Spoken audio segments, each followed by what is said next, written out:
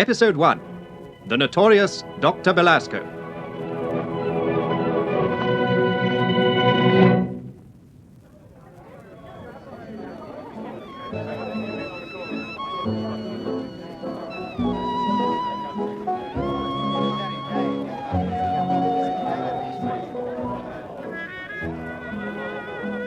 Don't you think my dancing's improved, Steve? I just don't know how you do it, darling.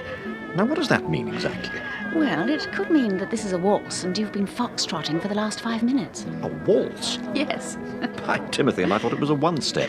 Come along, Fred Astaire. Let's go back to the table. Of course, you can't expect me to compete with Charlie. What time is it? It's about 11:15. I think perhaps we'd better be making a move, darling. Yes, all right. My bill, please. Well, have you enjoyed my birthday? Enormously. Don't keep looking at it, Steve. You'll wear it out. I can't help but look at it. It's the nicest ring I've ever seen. You are a darling. Oddly enough, I hadn't the slightest intention of buying you a diamond ring. I simply walked into the shop on the off chance. Good evening. How very nice to see you again after all this time. Good evening. You don't remember me, do you? I'm afraid I don't. It is Paul Temple. Yes? We met at a party, sir. Lord Cheswick's party. Belfast, 1937. Oh. You don't remember?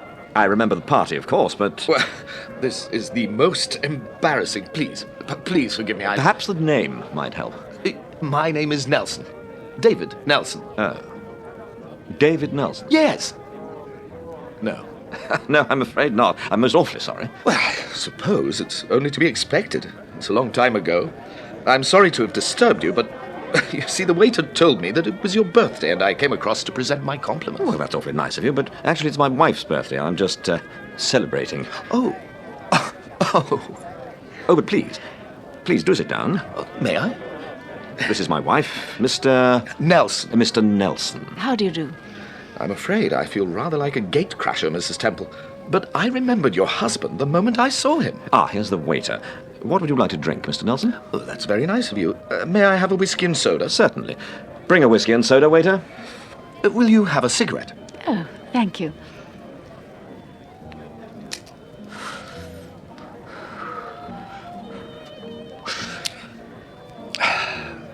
Will you have one, sir? No, thank you. You know, it's rather curious that I don't remember you. I usually have a pretty good memory for faces and that sort of thing. You remember the party? Yes, I remember the party quite well, now you come to mention it. You spent most of your time on the balcony. Yes. Yes, you're quite right, I did. Who introduced us? An Australian called Charles Pico. He was with the New York Times. A stout, rather aggressive little man. Yes. You remember him? Yes. Yes, I remember Pico. But you still don't remember me. I'm afraid not. Well, I appear to have made quite an impression. Hello. What's this? A tango? Yes. Is this the first time you've been here, Mrs. Temple? Yes, I think it is. Isn't it, Paul? Yes. It's quite a joint, isn't it? Quite a joint. I wonder why they call it the Villa Rica. I just wouldn't know.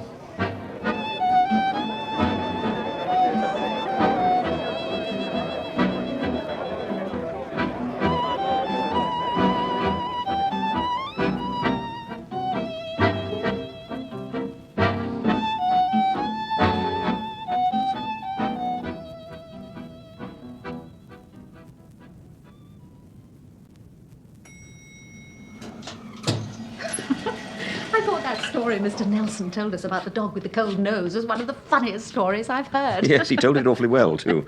I was surprised you didn't remember him, darling. Yes, I was rather surprised myself. Have you got your key? Yes.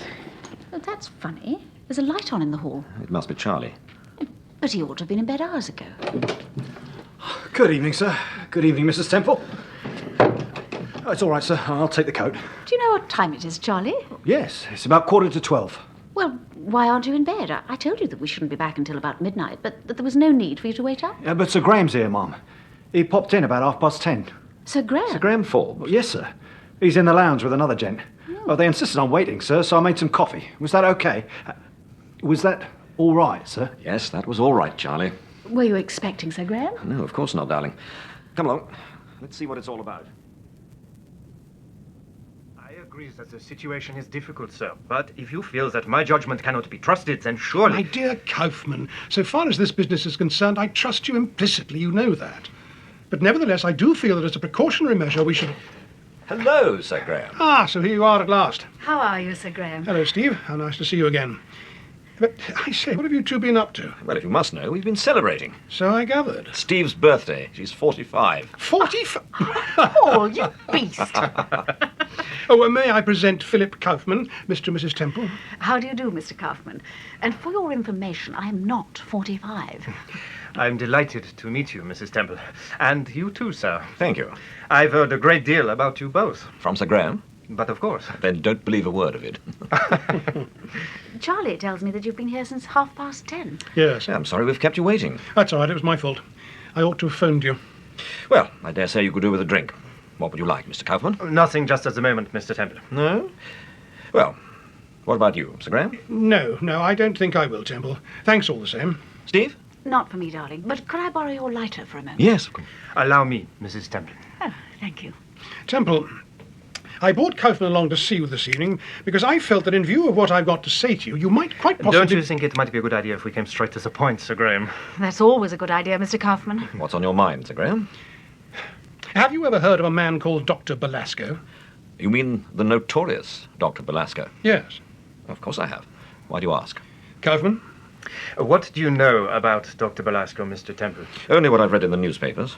The English newspapers? No, I once read an article about him in the New York Times. And what did it say exactly? I'm afraid it was rather sensational. It described him as the evil genius behind an international organization of black marketeers. You consider that statement an exaggeration? Don't you? I'm afraid not, Mr. Temple. Why are you both so interested in Dr. Belasco?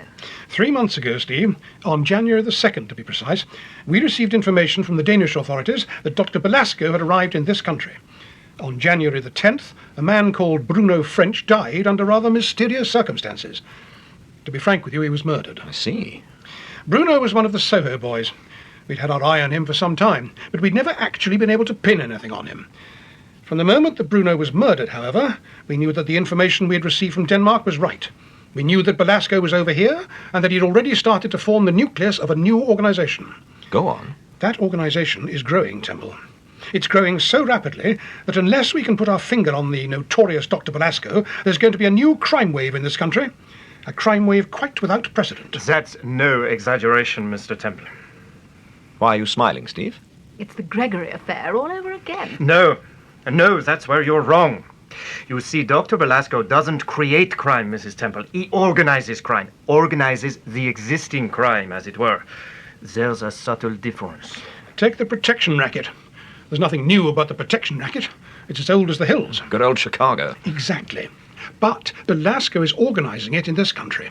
Belasco is putting the whole thing on a new, solid, business-like footing. Let me give you an example.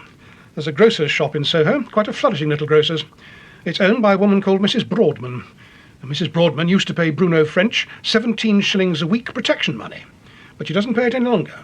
Instead, she pays 25 shillings a week to an organization controlled by Dr. Belasco. Talk to the authorities in Copenhagen about Dr. Belasco, Mr. Temple. Talk to them in Oslo, in Stockholm, in Prague. Ask to see the Belasco dossier. There are precisely 279 closely typed pages dealing with the activities of the notorious Dr. Belasco. You appear to be quite an authority on the gentleman, Mr. Kaufman. Kaufman is an authority on Belasco, Temple. Actually, that's why he's over here. You're from Paris, I take it? No, I'm from Copenhagen. I'm attached to what is known as the Danish Central Bureau. It's the equivalent of your special branch. But you're not Danish, Mr. Kaufman. No, I'm a Frenchman, Mrs. Temple. I was born in Alsace. Tell me, what exactly does he look like, this Dr. Belasco? I've never seen him. And to be truthful, I've never met anyone who has. In 1945, he was described by the Paris Soir as being a short, clean-shaven, rather badly dressed little man. 2 months later, the Stockholm Tagblad described him as a tall, elegant figure sporting an imperial beard and a disarming air of self-confidence. He works alone, I take it? Nearly always, but there is sometimes another man with him, a sort of second lieutenant. A man by the name of Ross Morgan. Morgan's a Canadian. He's a tall, stoutish, rather well-dressed man. Have you the photograph, Sir Graham? Yes. Thank you. Is this man Morgan over here with Belasco? No, not at the moment, Temple. Not at the moment. Are you expecting him? Yes. As a matter of fact, Mrs. Temple, that's why we're here. What do you mean? Morgan arrives tomorrow afternoon. Kaufman's had secret information through from the continent that Morgan intends to contact Belasco. Where is he landing, do you know? Yes. He arrives at Harwich. What are you going to do? Tail him back to town? We mustn't go near Harwich, either of us. Morgan's smart. If he's got the slightest suspicion that he's being tailed, he'll never lead us to Belasco. Whoever follows Morgan back to town must be completely disarming. Morgan must never suspect that he's being followed. Go on. I have suggested that you and Mrs. Temple go down to Harwich tomorrow morning and wait for the boat. The moment it arrives, be on the lookout for Morgan. Watch him like an eagle watching a hawk. I see. You want us to be completely above suspicion, just a nice, conventional couple returning from the continent. Exactly. What do you say, Temple? Well, there's only one thing I can say, Sir Graham. Let's all have a drink.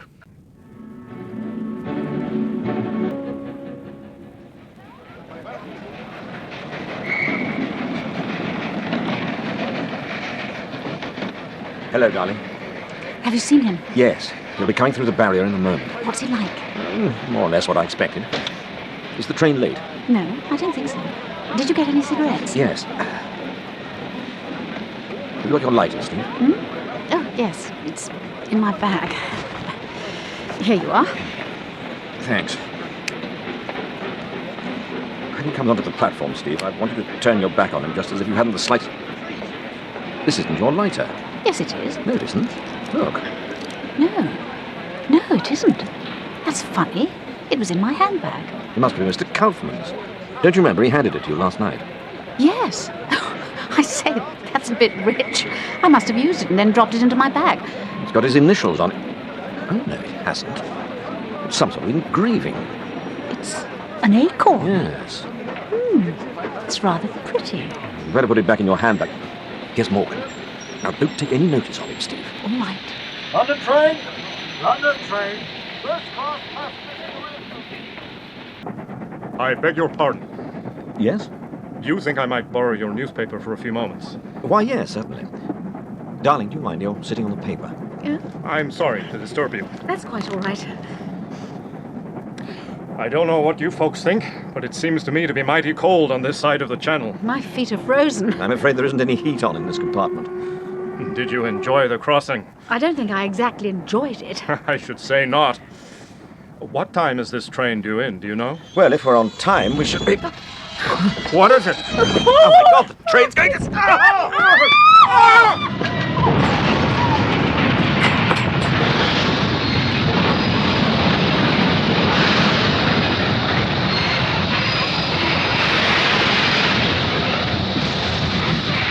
Steve! Steve! Steve, darling. I'm all right.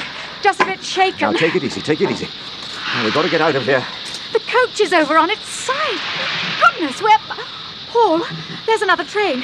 We must have smashed into another train. Now, don't panic, darling. It's all right. Give me your hand. Come on. Come on, give me your hand. That's it. Now, you'll have to get through here. Can you manage it? Take it gently, take it gently. Oh, look, Paul. There's someone underneath that. Yes, I know. It's Oh. Morgan. I'll attend to him in a minute. I want to get you out of here first. Now, look. Stand on my knee. That's it. Now, get hold of that girder. Get hold of the girder, Steve. That's the idea. That's it.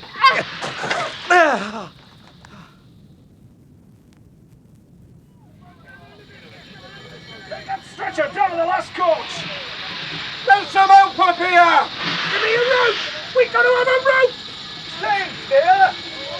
Stay clear!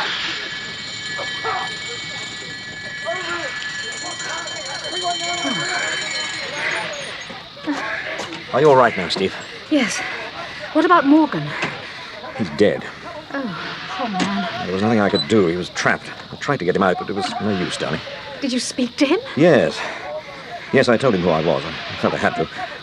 He said he had an appointment with a man in Soho who runs a cafe, a man called Henry Worth. Is Henry Worth Dr. Belasco? I don't know. I don't know, Steve.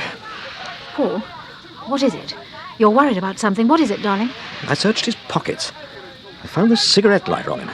Well, It's exactly the same as the one you found in your handbag.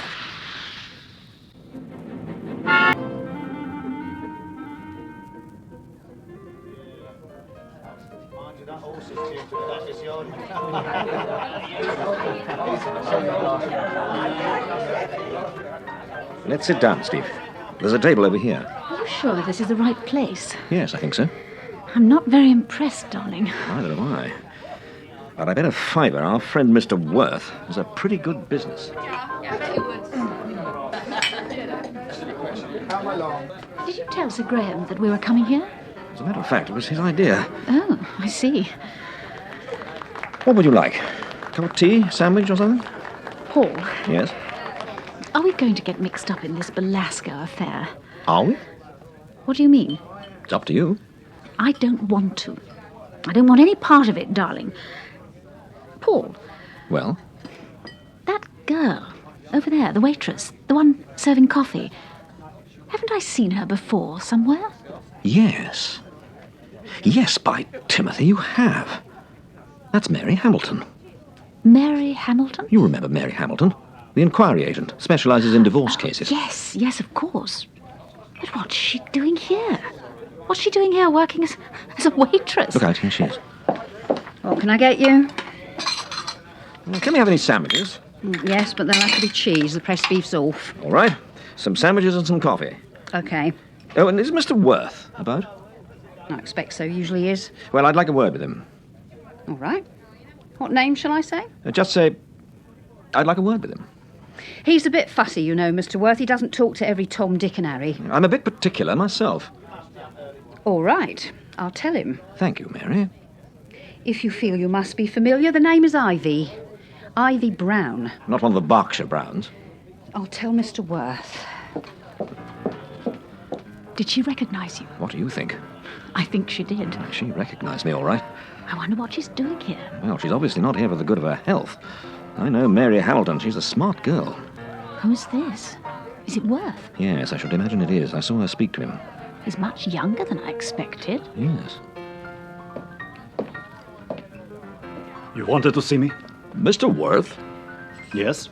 my name is Morgan, Ross Morgan.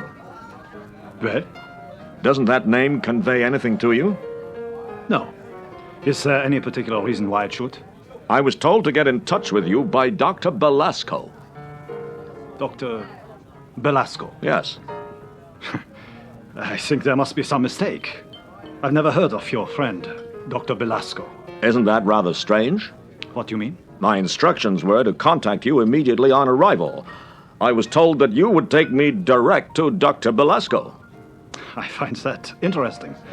Perhaps, however, you would be so kind as to explain something to me. How can I take you direct to someone I've not even heard of? Incidentally, your name is not Ross Morgan. It's Paul Temple. I recognized you the moment you came into the cafe. Did you? Did you, by Jove? You see, I have a remarkably good memory for faces, Mr. Temple. Good night. Good night. That, I believe, is what is technically known as getting the bird. The bird?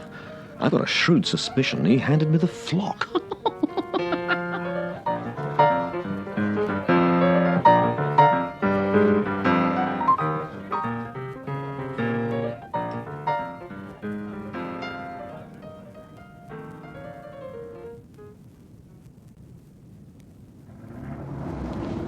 Do you think he was telling the truth, Paul? Who? Worth? Yes. I've been thinking about that girl, Mary Hamilton. We mustn't jump to conclusions, darling. We mustn't think that just because she's working at the cafe, she's necessarily mixed up in the Belasco affair. Well, if she's not, what's she doing there? It is possible, I suppose, that she might be investigating a perfectly ordinary, routine divorce case. Yes, she might be. On the other hand, she might not. It's the cigarette lighters that puzzle me. The one you showed me, the one you found on Ross Morgan, it's identically the same as the one in my handbag. Yes. Do you think that the engraving, the acorn, do you think it's a sort of, symbol? I suppose it must be. But if it's a symbol, then what exactly is it a symbol of? I don't know. It's cold, don't I? Yes, I'm frozen. There's a rug on the back seat, Steve. Right. Of course, you know, It's my opinion that if this so-called Dr. Belasco is really... Steve, what is it? Darling, pull up. Pull up. There's someone on the floor. At the back of the car. On the floor? Yes. Yes, I felt them with my hand when I... Paul, stop the car. Stop the car, darling. Switch the light on. That's it. Good Lord. It's Mary Hamilton. Yes.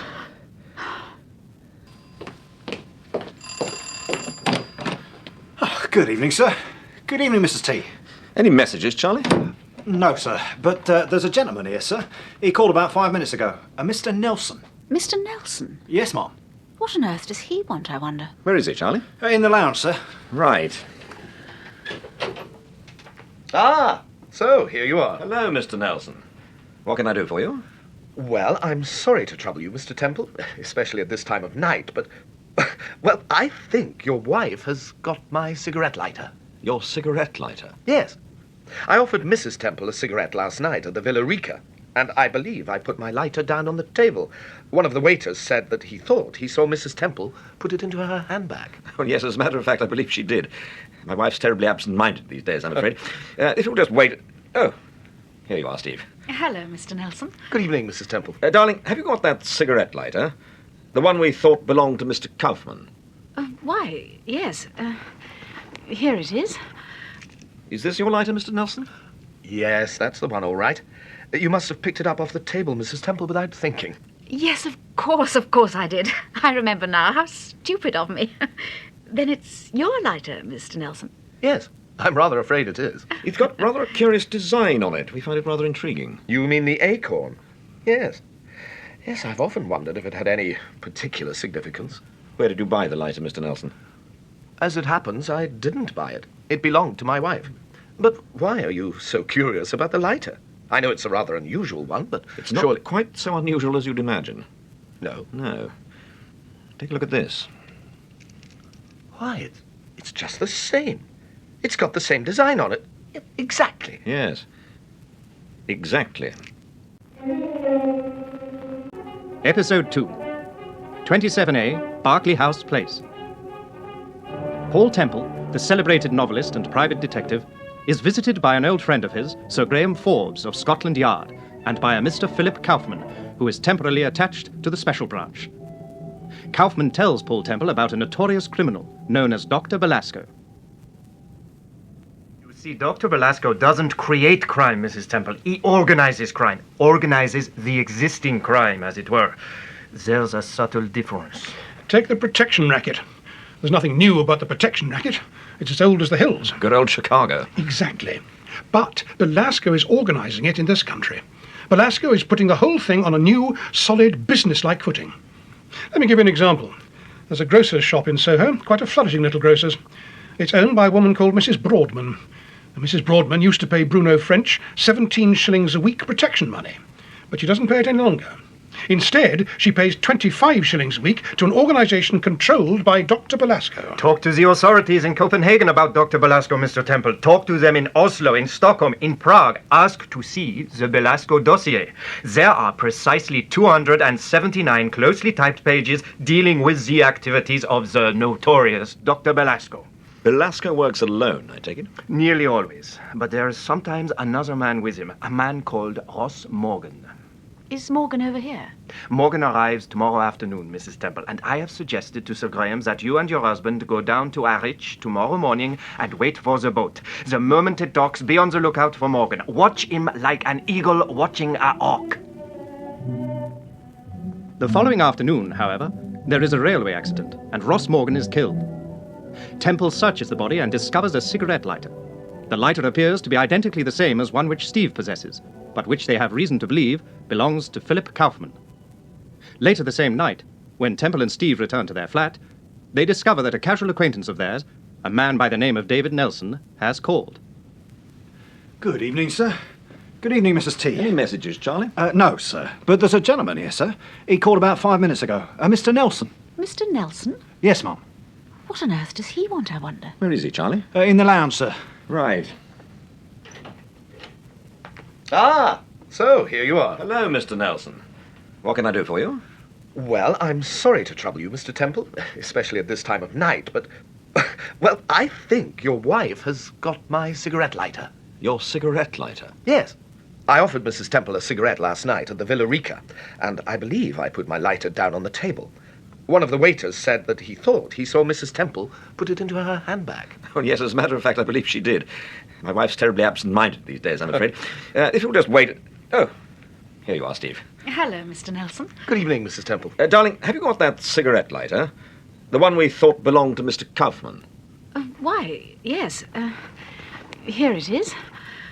Is this your lighter, Mr. Nelson? Yes, that's the one, all right. You must have picked it up off the table, Mrs. Temple, without thinking.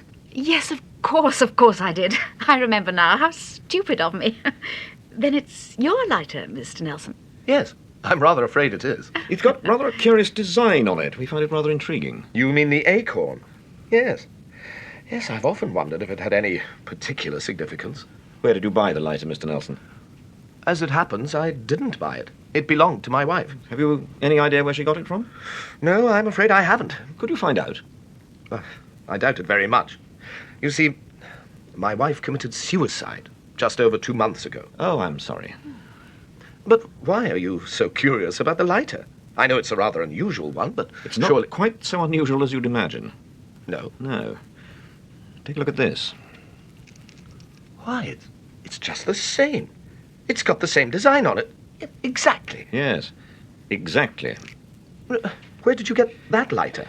I got it from a man called Ross Morgan. Ross Morgan? Yes. Does the name convey anything to you, Mr. Nelson? No. No, I'm afraid it doesn't. Morgan was a Canadian. We travelled down to town together this afternoon from Harwich, but there was a railway accident and Morgan was killed. I searched the body and discovered this cigarette lighter. Ross Morgan was a friend, one might almost say an associate, of a certain Dr. Belasco. Dr. Belasco? You've heard of Dr. Belasco, I take it? Yes, I have heard of Dr. Belasco. That's odd. I've only heard that name mentioned once before in my life, but I've never forgotten it. I heard it one evening just after dinner about 3 months ago. I was going upstairs to my bedroom when I heard my wife on the telephone. She was in the library. She sounded worried and terribly unhappy. I don't know who she was talking to, but as I passed the library door, I distinctly heard her mention the name Belasco. Dr. Belasco. When I saw her at breakfast the next morning, I asked her about it, and she said that I must have been mistaken, and that she knew of no one called Dr. Belasco. Mr. Nelson. Yes, Mrs. Temple. I wonder if you'll forgive me if I ask a rather personal question. Mm-hmm. Why did your wife commit suicide? I don't know why she committed suicide, Mrs. Temple. I've tried to find out. I've done my damnedest to find out. I've even employed a private investigator, but it was no use. Rini, my wife, was always a temperamental, moody sort of a person, but somehow I think she must have had a very sound reason for doing what she did. Do you think she was being blackmailed? I don't know. I suggested that possibility to Mary Hamilton, but she... To Mary Hamilton? Yes. Was Mary Hamilton the private detective you mentioned? The person you engaged to find out why your wife committed suicide? Yes. What did she find out exactly? Look here, do you know Mary Hamilton? What did she find out, Mr. Nelson? She found out what I already knew, or at any rate suspected. What was that? She found out that Rini had been mixing with, well, rather a peculiar crowd of people. What sort of people? Oh, well, there was a woman called Mrs. Forrester, a widow. Mrs. Guy Forrester? Yes. Go on, Nelson. She used to give a lot of parties. I suppose she still does, for that matter. Rini was quite a friend of Mrs. Forrester's. She frequently used to go and stay with her for weekends. Was Mary Hamilton under the impression that Mrs. Forrester had had something to do with your wife's suicide? Yes. I suppose she must have been. She certainly asked me quite a lot of questions about Mrs. Forrester the last time we met. What sort of questions? She wanted to know whether I was a friend of hers. Are you? Good Lord, no. Do you think it's possible that Mrs. Forrester gave your wife the cigarette lighter? Yes. Yes, quite possible. I know she very often did give Rini presents. I hadn't thought of that. When did you last see Mary Hamilton? Just over a week ago. Did she tell you whether she was making any progress or not? No. Beyond asking the questions about Mrs. Forrester, she was rather non-committal. As a matter of fact, I've got an appointment to see her tomorrow afternoon. I shall be surprised if she keeps it, Mr. Nelson. What do you mean? She's dead. Dead? What do you mean, dead? She was murdered. Murdered? I don't believe it. I just don't believe it. You're joking. You're just trying to... Oh, what happened? Early this evening, my wife and I went to a cafe in Soho. We had reason to believe that the proprietor of the cafe, a man called Henry Worth, had information concerning a certain person that we were particularly interested in. Rather to our surprise, we discovered that a private inquiry agent, Mary Hamilton, in fact, was working at the cafe as a waitress. As a waitress? Yes. And why on earth should she be doing that? Mr. Temple, who was that certain person that you were particularly interested in? Dr. Belasco? Yes. That's what I thought. Look here. Don't you think it's possible that Mary Hamilton discovered that the mysterious Dr. Belasco was responsible for my wife's death, and she was trying to find out, probably from Henry Worth himself, the real identity of Belasco? Yes, it's possible. And supposing... Yes? Supposing what? Supposing Mary Hamilton discovered that Dr. Belasco was a woman. Supposing, in fact, she discovered that Dr. Belasco was none other than Mrs. Forrester. Well? Well, wouldn't that explain why she was murdered? Or you can say the same thing about Henry Worth. Or yourself, for that matter, Mr. Nelson. Yes. Yes, I suppose you could. Mr. Temple. Yes? Who is Dr. Belasco? I don't know. Yet. What does that mean? It means we're going to find out, Mr. Nelson. Doing the point, Kaufman. You've seen the doctor's report, you've seen the report from Professor Harvingale, and you've heard what Mr. Temple has had to say about it. The position, therefore, to my way of thinking, is really But, this. Sir Graham, if the girl was murdered in the cafe and then deliberately taken... What do you mean, if? Of course she was murdered in the cafe. I disagree. What do you mean? Mr. Kaufman means that it's quite possible that Mary Hamilton was murdered after she left the cafe. In which case, my car was probably the most convenient place to dump the body. But what about the medical report? The medical report states that the girl had been dead the best part of 40 minutes. I know. Therefore, if you attach supreme importance to the medical report, quite obviously you are right, Sir Graham, and the girl was murdered in the cafe. Personally, however, I don't think so. You don't? No. Well, I suppose, strictly speaking, this is your pigeon, Inspector Perry. Have you seen Mr. Worth? Yes, I saw him this morning. What did he say? Precisely what you'd expect him to say. That the girl left the cafe shortly after she served you. Apparently the staff take it in turns to take an early evening off. Did he know that her name was Mary Hamilton and that she was a private inquiry agent? He says not. How long had she been working there? Just over a week. What's your opinion of Mr. Worth, Inspector? My personal opinion. Yes. I like him. So, you like him? Yes. And shall I tell you why I like him, Mr. Kaufman? Because he's got guts. He came to this country just over 12 months ago. He hadn't a bean to his name and he hadn't a friend in the world. Within 10 weeks, he'd ploughed his way through a massive red tape, bought a business, and was doing very nicely for himself. Is he straight? Well, that's rather a leading question. He sails pretty near to the wind, but then, if it comes to that, quite a lot of people do, especially in Soho. Yes, he's straight, Mr. Kaufman. I suppose you know that Ross Morgan, the Canadian, had instructions to contact Worth the moment he arrived. Yes, I heard Mr. Temple say so. He told Temple that he'd never heard of Ross Morgan or Dr. Belasco. How do you account for that, Inspector? I don't account for it. You asked me my personal opinion of Mr. Worth, and I gave it to you. I think he's straight. Yes, Sergeant? I beg your pardon, sir, but this letter's just arrived. It's marked urgent and strictly confidential. For me, Sergeant? No, sir, it's for Sir Graham. Thank you. Thanks, sir. Excuse me a minute. Anything wrong, Sir Graham? No. Inspector, tell me, do you know a man called Marks? Marks? Harry Marks, sir? Yes. Well, at least he signs himself H. Marks. It'll be the same man, I expect. Oh, I know Harry Marks all right. I expect you do too, Mr. Temple. Yes, I know Harry Marks. Well, what do you know about him? Before the war, he ran a small antique shop on the Edgware Road. The shop was a blind. He was really a fence. When the war started, I lost track of him. I believe he went out to South Africa or somewhere. All right. Yes, well, he's not in South Africa at the moment, Mr. Temple. He's back over here. He's been over here for some little time. What's he doing? He's running a protection racket. According to all accounts, he's got quite a nice little clique around him. Well, I'll read you the letter. Dear Sir, I learned from a reliable source that Scotland Yard are interested in the identity of a certain Dr. Belasco. If you will meet me this evening at Worth's Cafe in Soho, I shall be pleased to place certain information concerning this gentleman at your disposal.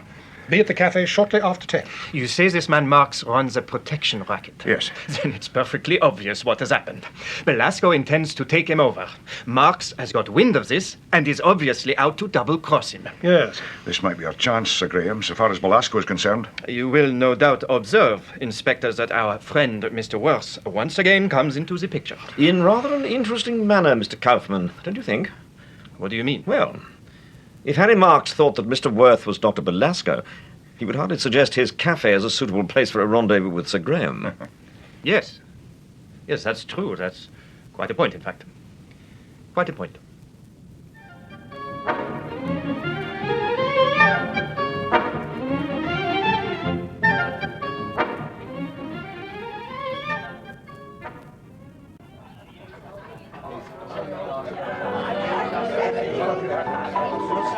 Our friend Mr. Worth seems to have quite a flourishing little business. Yes, I think he does quite nicely. The place is certainly crowded tonight.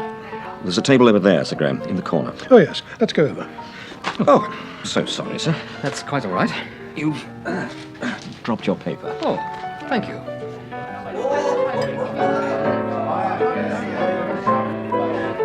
You sit there, Temple. You can see the door better. Yes, all right. Who's that girl over there? I don't know. I was just looking at her. She'll certainly know me again. Cigarette? Oh, thanks. Do you see any sign of Marks? No. He's not here at the moment. You recognise him all right, I suppose? Oh, yes, don't worry about that. I'd know Harry Marks anyway. Ah, here's Worth. Where? He's just coming over. Good evening, sir. Good evening, Mr. Worth. Is there anything I can get you, sir? Well, we're waiting for a friend of ours, so would you mind if we didn't give you our order until he arrives? But of course not. Let me get you an ashtray, sir. Thank you. Mr. Temple. Yes. I feel I owe you an apology, sir. Last night, when you were here with Mrs. Temple, I must have sounded both extremely rude and very sure of myself. Oh, that's all right. I hope you'll accept my apologies, sir. There's nothing to apologize about. It's not easy running a cafe like this, you know, Mr. Temple. There are so many restrictions, so much red tape. The police, well, sometimes they are never off my doorstep. I try to do the best I can, Mr. Temple. I'm sure you do. If you want to know anything about me, about my character, I mean, ask Inspector Perry. He knows me. He knows me personally. He knows I always try to play the game. You told me last night that you'd never heard of a man called Dr. Belasco. Was that the truth? Yes. You know who this gentleman is, don't you? Yes. I recognized you immediately, sir, from your photographs. Did you? You ought to be on my staff, Mr. Worth. We have an appointment with a man called Harry Marks. He asked us to meet him here at 10 o'clock. Harry Marks? Yes. Do you know him? Yes. Yes, I know him. I don't like him. He's a notorious character. I don't encourage that sort of person to frequent my cafe. When was the last time you saw Mr. Marks? About 4 weeks ago. Here at the cafe? Yes. He dropped in one night about 7 o'clock. He stayed for 5 or 10 minutes, that's all. I see. Will you excuse me? I have rather a lot of things to attend to just at the moment. Goodbye, Mr. Worth.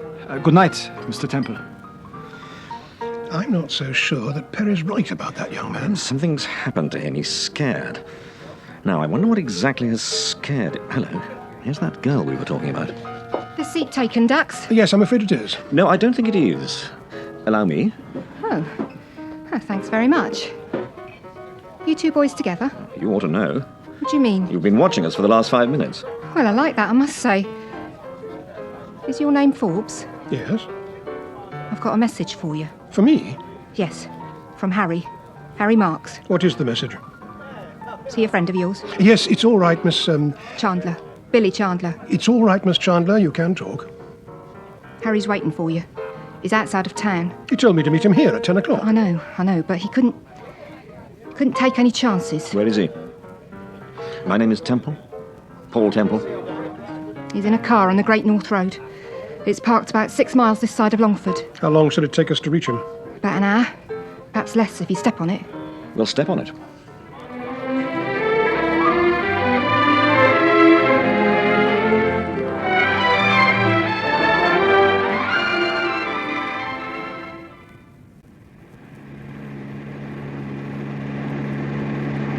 Are we nearly there?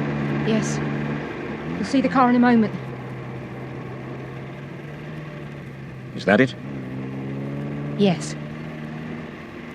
What do you want me to do? Stop short. About 30 or 40 yards. Yes, all right. He's got his lights on. Oh, they're off now. It's all right. It's only a signal. Pull into the side. This all right? Yes, that's all right. Well, shall we get out? No. No, wait here. I'll fetch him. I shan't be long. Why don't we walk across to the car with you? It'll save time. No. He wants you to wait here. Why?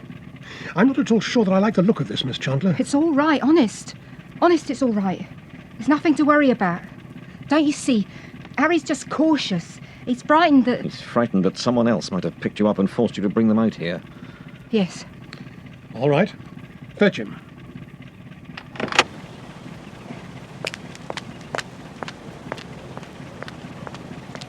I'll switch the engine off. Hello. He's got his engine running. Yes. She's nearly reached the car. Yes. Hurry! It's Billy! It's okay! He's here! Ah! What is it? She's seen something. I've got a hunch that Marks isn't in... My God!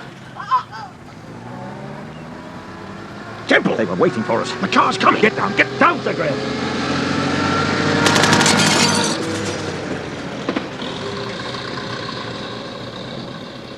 Are you all right? Sir Graham? Sir Graham? I twisted my leg getting down. That's better. You're sure? Yes, I'm all right. Then come along.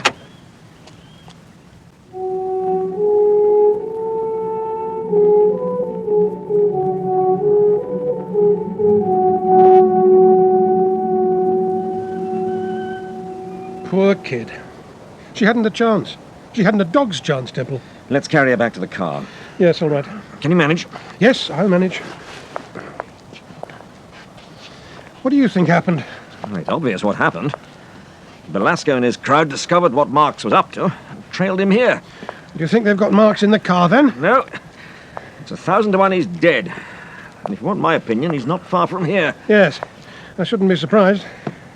Right. Let's put her on the back seat. Open the door. Aye.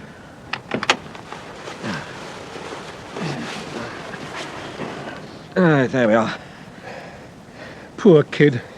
She little knew what was in store for her. I'll have a scout round, Sir Graham, and see you back here at the car. All right, Temple.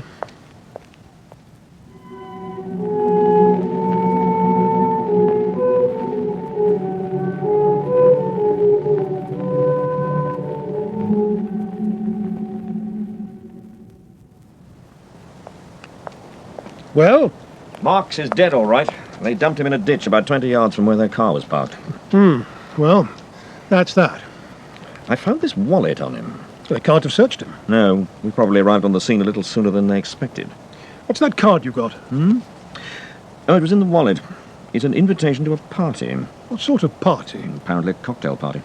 I shouldn't have thought that Harry Marks was the sort of man who went to cocktail parties. No, you wouldn't have thought so. What's it say? It says, you are cordially invited to a cocktail party at 27A Berkeley House Place on Friday, April the 4th at 6:30 p.m. April the 4th? That's tomorrow. Yes. Is it addressed to Harry Marks? Yes, it's addressed to Marks, all right. Well, who's it from? It's from a lady called Mrs. Forrester.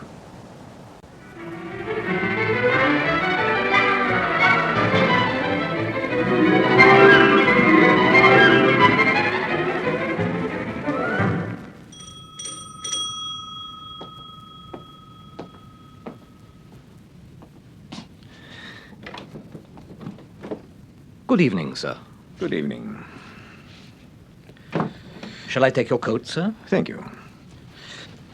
I suppose most of the other guests have been here for hours. Guests, sir? Yes. I think there must be some mistake, sir. For the cocktail party? We haven't a cocktail party, sir. Not today, sir. This is 27A, Mrs. Forrester's? Oh, yes. Yes, indeed, sir. Well, I had an invitation to a cocktail party, a long time ago. As a matter of fact, I think I've got it here somewhere. The party was cancelled, sir. Oh, a long time ago. Mrs. Forrester wrote to the guests personally. I'm surprised you didn't receive a letter, sir. Yes, I'm rather surprised myself. Oh, well, if the party's off... By the way, haven't I seen you before somewhere? Not that I'm aware of, sir. I was under the impression that I bumped into you last night at a cafe in Soho. Why, no, sir. You sure? Quite sure, sir. I'm not usually mistaken, but... What is it, Joseph? I think it's the gentleman you've been expecting, madam. Oh, yes, how stupid of me. How do you do, Mr. Temple? I'm Mrs. Forrester. Won't you come into the lounge? You've been expecting me? But of course.